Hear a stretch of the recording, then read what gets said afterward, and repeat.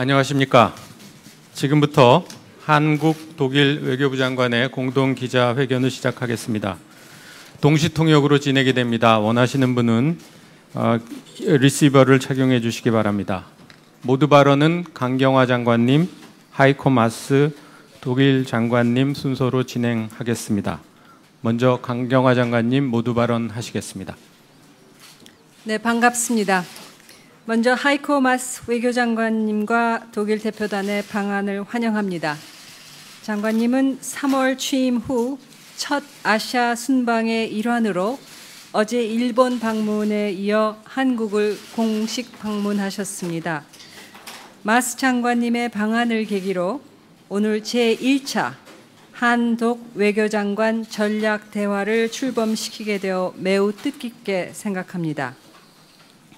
작년 7월 문재인 대통령이 독일을 공식 방문하신 데 이어 올해 2월 평창 동계올림픽 계기로 슈탄마이어 독일 대통령이 답방하시는 등 최근 양국은 활발한 정상 간 교류를 이어왔습니다. EU 중심국인 독일은 우리의 핵심 파트너 국가이자 유럽 내 최대 교육 대상국으로서 지난해 교육액은 282억 불을 달성하였습니다. 또한 독일은 세계적 기술력을 가진 중소기업을 기반으로 한 제조업 강국으로서 4차 산업혁명 시대를 맞아 양국 간 협력 잠재력은 무궁무진하다고 할 수 있습니다. 또한 분단을 극복하고 통일을 이룩한 독일은 한반도의 평화 정착을 위한 최적의 협력 파트너이기도 합니다. 마스 장관님과 저는 오늘 전략대화에서 양국 관계, 한반도 및 동북아 정세, 다자협력 및 글로벌 현안 등 폭넓은 주제에 대해 심도 있는 논의를 가졌습니다. 특히 한-EU FTA를 토대로 꾸준히 증가하고 있는 양국 간 교역 투자를 더욱 확대하기 위해 노력하는 한편 4차 산업혁명 대응, 신재생 에너지 등 미래 성장 동력 창출을 위한 협력 분야에 대해 협의하였습니다. 이어 장관님과 저는 최근 열린 남북 북미 정상회담 결과를 평가하고 남북 간 분야별 후속 회담 및 북미 간 후속 협상 동향 등 최근 한반도 정세에 대한 의견을 교환하였습니다. 아울러 정상회담의 성과를 바탕으로 완전한 비핵화와 한반도 항구적 평화 정착을 실현해 나가야 한다는 데 견해를 같이 하고 이를 위해 계속해서 긴밀히 협력해 나가기로 하였습니다. 또한 양측은 기후변화 대응, 자유무역 질서 등 글로벌 이슈에서 양국이 가치와 입장을 공유하고 있음을 확인하였고 이를 위해 양자 그리고 한 EU 차원에서도 협력을 강화해 나가기로 하였습니다. 저는 지난 6월 독일이 2019년, 2020년 임기 UN 안보리 비상임 이사국으로 독일이 선출된 것을 축하하고 양측 간 UN 내에서도 긴밀한 협력을 제의하기도 하였습니다. 장관님과 저는 오늘 처음 개최된 전략대화가 양국 간 주요 현안과 지역 및 글로벌 정세에 대한 협력을 위해 매우 유용했다고 견해를 같이 하고 앞으로 정례화시켜 나가기로 하였으며 또한 지역국장 간 협의회 등 다양한 분야에서 양국 외교부 간 협의 채널도 강화해 나가기로 했습니다. 오늘 마스 장관님과의 첫 만남이었지만 양국 간 전략적 협력 관계 강화를 위한 양측의 강한 의지를 확인할 수 있는 자리였으며 장관님과 앞으로도 자주 만나서 소통을 이어나가기로 기대합니다. 감사합니다. 네, 하이코 마스 장관님 말씀하시겠습니다. Sehr geehrte Frau Kollegin, liebe Frau Kang, ich freue mich sehr, bei Ihnen in Seoul zu Gast sein zu können. Und es ist mir auch ein besonderes Anliegen gewesen, bei meiner ersten Asienreise auch in Südkorea die Gespräche mit Ihnen zu führen. Gerade mit Südkorea fühlen wir uns in Deutschland eng verbunden. Wir wissen aus eigener Erfahrung, was es bedeutet, in einem geteilten Land zu leben. Mir geht es bei meiner Reise auch darum, mir selbst ein eigenes Bild machen zu können, wie der Konflikt mit Nordkorea hier wahrgenommen wird. Und dabei ist es mir wichtig zu versichern, dass die Regierung und die Menschen in Südkorea die Unterstützung Deutschlands haben. Vorhin habe ich auch ein Gespräch mit dem Wiedervereinigungsminister geführt, der mir über die jüngsten innerkoreanischen Begegnungen berichtet hat. Und ich will sagen, dass ich das als eine sehr gute Nachricht empfinde, dass die beiden Koreas wieder miteinander sprechen. Und das gilt natürlich auch für die Gespräche zwischen Nordkorea und den Vereinigten Staaten. Und ich möchte an dieser Stelle aber auch noch einmal ganz besonders das politische und diplomatische Geschick von Präsident Moon hervorheben, der kurz nach seinem Amtsantritt in seiner Berliner Rede bereits den Weg dazu aufgezeigt hat. Nun muss nach unserer Auffassung Nordkorea Taten folgen lassen, das heißt konkrete Schritte hin zu einer vollständigen, verifizierbaren und irreversiblen Denuklearisierung Nordkoreas, und zwar unter internationaler Kontrolle. Und ich glaube, es ist kein Geheimnis und es wird auch nicht allgemein bestritten, dass das ein Weg ist, der langwierig und kompliziert werden wird.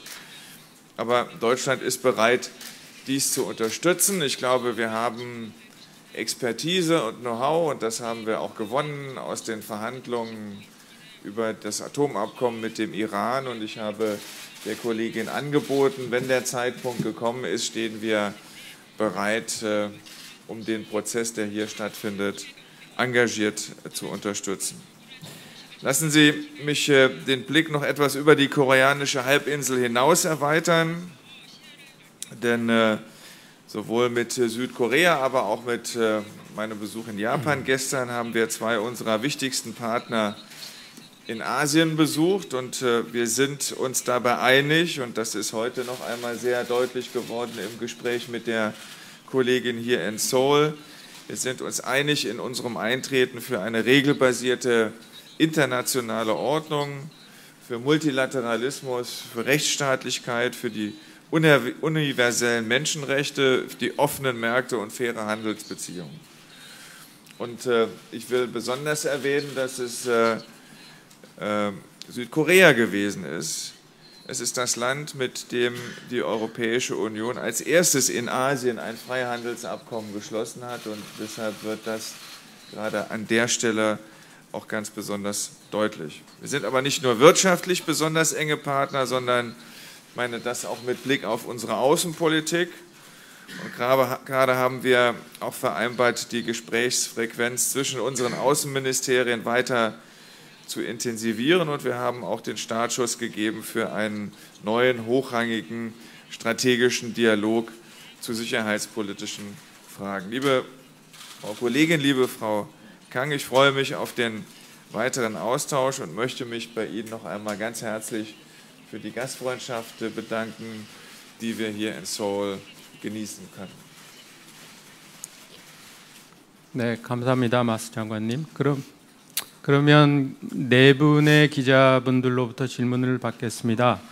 먼저 한국중앙일보의 유지혜 기자님이 독일 장관님께 질문해 주시겠습니다. 예, 안녕하세요. 중앙일보 유지혜 기자입니다. 마스 장관님께 질문 드리겠습니다. 장관님, 먼저 한국에 오신 것을 진심으로 환영합니다. 예, 언급해 주셨듯이 한국과 독일은 동족 간의 전쟁과 분단이라는 경험을 공유하고 있고, 이 때문에 최근 한국 정부의 북핵 문제 해결 노력을 독일이 어떤 나라보다도 강력하게 지지하시는 것으로 이해하고 있습니다. 하지만 아직까지 북한이 비핵화와 직접적으로 연관되는 조치를 취하지 않으면서 북한이 과연 진정성이 있는 것인가라는 의문이 다시 제기되고 있고요. 북미 협상이 시작되기는 했지만 트럼프 대통령의 독특한 외교 스타일과 또 이전 행정부 대통령들과는 다른 동맹관 때문에 이것이 향후 북핵 협상에서 미칠 영향에 대해서도 우려가 나오고 있습니다. 조금 전에 모두 발언에서 북한이 조치를 취해야 한다고 언급을 해주셨는데, 북한이 가장 먼저 어떤 구체적인 조치를 취해야 한다고 보시는지 궁금하고요. 또 북한과의 핵협상 과정에서 한국과 독일, 미국을 비롯한 국제사회가 어떤 원칙을 견제해야 한다고 보시는지 장관님의 고견을 부탁드립니다.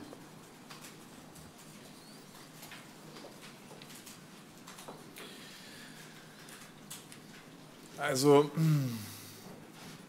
wir sind nicht frei von Skepsis, was das Regime in Nordkorea angeht. Dafür gab es in der Vergangenheit viel zu viele Verstöße gegen das Völkerrecht und viel zu viele Enttäuschungen und nicht umgesetzte Ankündigungen. Dennoch glauben wir, dass das, was wir im Moment erleben, vielleicht die größte Chance ist, die wir in diesem Konflikt bisher hatten. Und möglicherweise ist es aber auch die letzte Chance, die das Regime in Nordkorea hat. Und deshalb haben wir Hoffnung und deshalb unterstützen wir diesen Prozess sowohl gegenüber unseren Freunden in Seoul, aber auch wir unterstützen dort, wo wir gebraucht werden, die Gespräche, die die Vereinigten Staaten führen. Was wir erwarten, sind neben großen Gipfeltreffen, dass jetzt auch Taten folgen, also dass Schritte der Denuklearisierung vollzogen werden, dass das Nuklearprogramm nachweisbar, überprüfbar und irreversibel gestoppt und beendet wird. Das kann man dokumentieren, indem die entsprechenden Anlagen unschädlich gemacht werden. Also viele dieser Dinge liegen auf dem Tisch und die müssen jetzt, so wie sie angekündigt worden sind, auch umgesetzt werden. Und solange das nicht der Fall ist, ist die deutsche Bundesregierung nicht bereit, darüber zu diskutieren, dass an den Sanktionen gegenüber Nordkorea irgendetwas verändert wird. Und deshalb, ja, es bleibt Skepsis, auch aufgrund der Erfahrungen, die wir mit Nordkorea gemacht haben, aber trotzdem, wir haben große Hoffnung, dass der Weg, der jetzt auch sehr engagiert und auch sehr mutig von der südkoreanischen Regierung eingeschlagen worden ist, zu einem Erfolg führt. Letztlich hat die ganze Welt ein Interesse daran, dass Nordkorea denuklearisiert wird und deshalb tragen wir dort, wo wir das können, tragen wir gerne dazu bei. 네, 감사합니다. 두 번째 질문은 독일 측 Funke Zentralredaktion Berlin, Mr. Michael Backfish. Herr Minister. Yes. Yes. Angesichts der jüngsten Entspannungstendenzen zwischen Süd- und Nordkorea, welche Erfahrungen, welche Tipps aus dem deutschen Wiedervereinigungsprozess können Sie den Südkoreanern geben? Wie konkret ist der deutsche und wie konkret ist der europäische Beitrag zur Lösung des Nordkorea-Konflikts? Und wie bewerten Sie die jüngste Einigung zwischen Herrn Trump und Herrn Juncker im transatlantischen Handelsstreit? Zunächst will ich einmal sagen, dass die deutsche Wiedervereinigung und das, was wir zurzeit hier auf der koreanischen Halbinsel erleben, natürlich nur sehr bedingt vergleichbar ist. Trotzdem, und das kann ich für mich sagen, aber ich glaube, das gilt auch für viele andere in Deutschland, wenn man Themen wie Familienzusammenführung sieht, werden auch Erinnerungen an die deutsche Wiedervereinigung wach und deshalb fühlen wir uns den Freunden in Seoul im Moment gerade ganz besonders verbunden. Ich habe angeboten, dass zu dem geeigneten Zeitpunkt, wenn wir gerufen werden, wir gerne bereit sind, unsere Erfahrungen im Denuklearisierungsprozess, die wir gewonnen haben aus den Verhandlungen zum Atomabkommen mit dem Iran, gerne bereit sind einzubringen, auch technische Möglichkeiten haben, wenn es darum geht, gewisse Dinge auch zu überprüfen. Da wären wir wirklich sehr gerne bereit, einen Teil dazu beizutragen. Und das gilt nicht nur für uns, das gilt für die komplette Europäische Union, die natürlich insbesondere auch politisch diesen Prozess mit begleiten wird. Aber ich sage nochmal, es gibt irgendwann dann auch eine rote Linie. Solange es keine Taten gibt, nach dem, was jetzt alles angekündigt wurde von Nordkorea, wird es auch keine Veränderung in der Haltung der Bundesregierung zu den Sanktionen geben. Das sind ja Sanktionen der Vereinten Nationen. Im Übrigen ein Beispiel dafür, wo der Sicherheitsrat funktioniert hat. Und deshalb werden wir ohnehin alles, was wir in dieser Frage tun, erst einmal abstimmen mit der Regierung in Südkorea. Aber wir würden gerne einen Teil dazu beitragen, auch weil es uns, glaube glaube ich, ein nicht nur politisches, sondern für viele, und da spreche ich auch für die mitgereisten Abgeordneten aus dem Deutschen Bundestag, ein persönliches Anliegen ist, nach der deutschen Erfahrung hier einen Teil beitragen zu können. Wir sind sehr erfreut über das Ergebnis des Gespräches, das Jean-Claude Juncker mit Präsident Trump in Washington geführt hat. Es ist nach unserer Auffassung der Beweis dafür, dass die Europäische Union etwas bewegen kann, wenn sie geschlossen bleibt. Das ist so der Fall gewesen. Und deshalb, glaube ich, hat dieses Treffen und die Ergebnisse, die sind über den Erwartungen gewesen, die man haben konnte. Wir werden jetzt etwas Zeit haben. Wir haben Zeit gewonnen. Aber das ist in einem solchen Prozess schon mal etwas. Und es wird nicht zu weiteren Maßnahmen kommen, die gegenseitig verhängt werden. Das ist ein wirklich großer Fortschritt, den Jean-Claude Juncker erreicht hat. Das ist noch nicht das Ergebnis, auf das wir zusteuern, aber es hat ein Ergebnis, wie ich finde, und zwar ein positives Ergebnis der ganzen Beratung zwischen der Europäischen Union und den Vereinigten Staaten, was den freien Handel oder Protektionismus angeht. Es hat ein positives Ergebnis doch wahrscheinlicher gemacht, als es vorher der Fall gewesen ist. 네, 감사합니다. 세 번째는 한국 측의 동아일보 신나리 기자님, 강 장관님께 질문하시겠습니다. 네, 신나리입니다. 강경화 장관님께 두 가지 질문을 드리겠습니다. 방금 마스 장관께서도 말씀하셨듯이 이란과의 핵 협상에서 전문적인 지식과 노하우를 갖고 있기 때문에 원할 때 노하우를 제공할 수 있다고 하셨습니다. 이게 검증과 관련된 노하우인지 궁금하고요. 오늘 전략대화에서 논의한 그 독일이 북한 비핵화 협상 과정에서 어떤 기여를 할 수 있는지, 이 전문적인 지식과 노하우에 대한 후속 협상은 또 어떻게 진행될 예정인지 거기에 대해서 말씀을 해주시면 감사하겠습니다. 두 번째로는 종전선언과 관련된 질문인데요.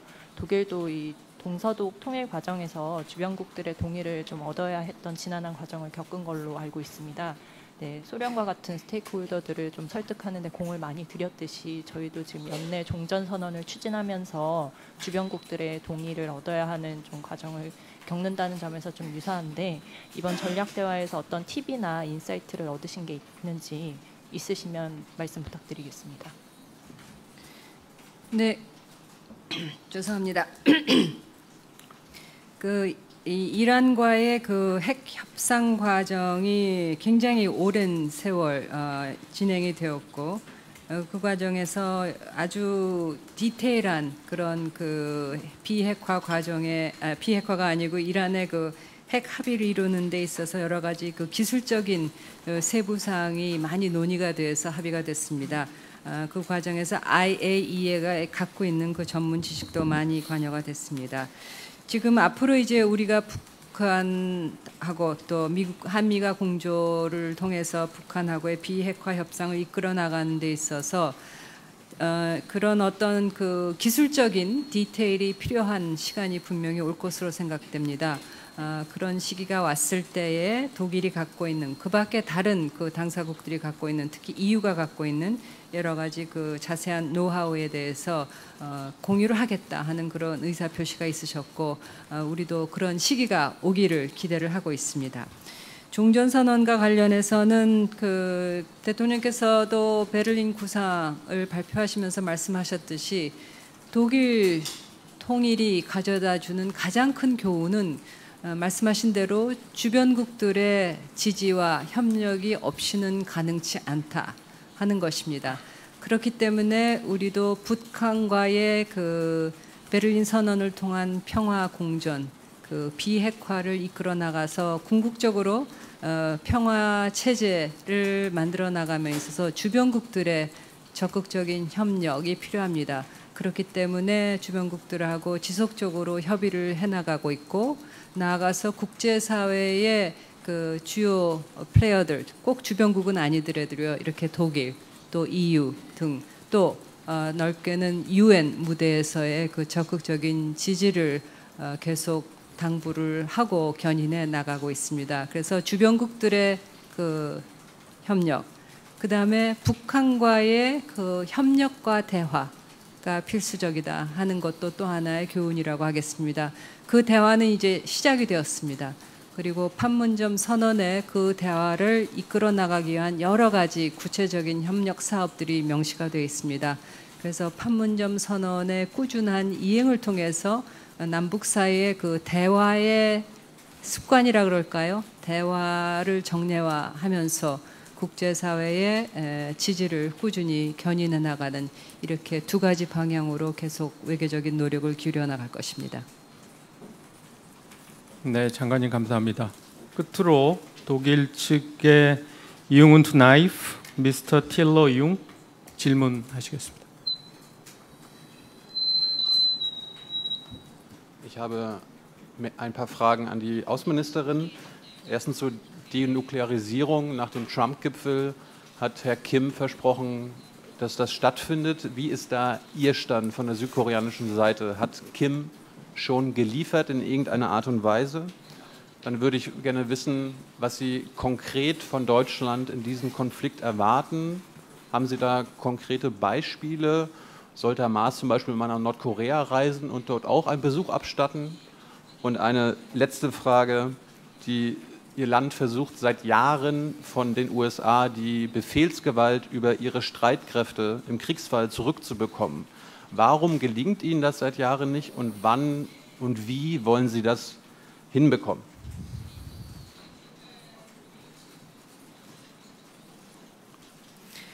예, 그 북한이 그 남북 정상회담 또 북미 정상회담을 통해서 그 비핵화 의지를 완전한 비핵화 의지를 이제 어떻게 보면 국제사회에 이제 천명을 할 상황입니다.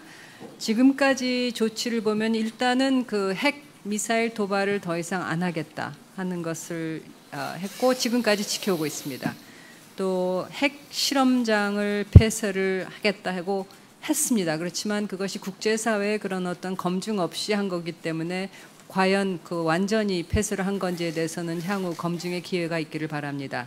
또 최근에 그 미사일 실험장 또 발사대를 폐기를 하고 있는 것으로 알고 있습니다만 이것도 의미 있는 조치지만 결국은 검증이 필요한 조치입니다. 이런 그 의미 있는 조치들을 북한이 하고 있다 이렇게 평가는 하고 있습니다만 마스 장관님께서 말씀하신 대로 이런 것이 하나하나 다 추후 검증이 돼야 될 부분들입니다. 독일은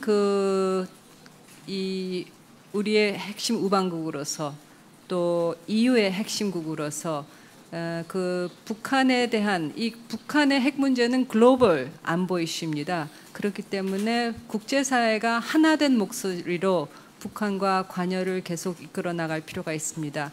다시 말해서 완전한 비핵화가 이루어지기 전까지는 국제사회의 제재의 틀 이것은 계속 유지가 되어야 된다 하는 것이 우리의 입장이고 또 미국의 입장이고 국제사회의 그런 어떤 입장이 될 수 있도록 독일의 목소리 또 독일의 유엔에서의 목소리가 지속되기를 바라고 있고 또 그렇게 해주시도록 기대를 하고 있습니다. 네, 장관님 감사합니다. Sie haben meine Frage nicht beantwortet. Meine dritte Frage haben Sie nicht beantwortet. Es ging um die Befehlsgewalt über die südkoreanischen Streitkräfte. Wann wollen Sie die von den Amerikanern zurückbekommen? 네, 예, 전시 작전권을 지금 한미 군 당국 간 동맹의 차원에서 꾸준히 협의를 하고 노력해 나가는 걸로 알고 있습니다. 전시 작전권의 조기 환수라는 그런 개념하에서 그렇지만 그 조기라는 것이 시기적으로 조기가 아니라 그러한 여건이 조성이 될 수 있도록 그 여건 거기에는 뭐 여러 가지 핵심적인 요소가 있습니다만 한국 자체의 그런 어떤 방위적 능력 증강이라든가 그런 조건이 조기에 충족이 될 수 있도록 노력을 해나가고 있다고 말씀드리겠습니다. 네, 됐나요? 이것으로 공동기자회견 모두 마치겠습니다. 두 분 장관님 수고하셨고요. 기자단 여러분들도 수고하셨습니다. 감사합니다. 감사합니다. Danke.